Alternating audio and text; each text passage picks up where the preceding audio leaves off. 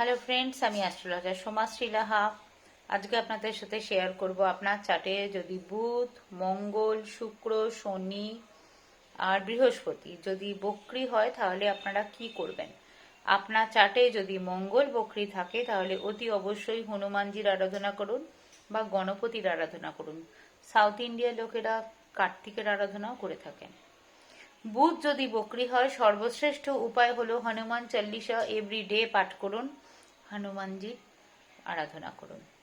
বৃহস্পতি যদি আপনার চার্টে বক্রী হয় তাহলে বিষ্ণুজির আরাধনা করুন এবং বিষ্ণু সহস্রনাম পাঠ করুন বা শুনুন। শুক্র যদি আপনার চার্টে বক্রী হয় তাহলে আপনি চন্দ্রদেবের আরাধনা করুন বা মাতা পার্বতীর আরাধনা করুন। আর শনি যদি আপনার চার্টে বক্রী হয় তাহলে সূর্যদেবের আরাধনা করুন, রামচন্দ্রজির আরাধনা করতে পারেন, ভগবান শ্রীকৃষ্ণের আরাধনাও করতে পারেন। এই সবগুলো কোনো গ্রহ বক্রী হলে এই সব নিয়মগুলো মেনে চলুন। মন্ত্র শক্তির কাছে কিন্তু কোনো শক্তি বড় নয়।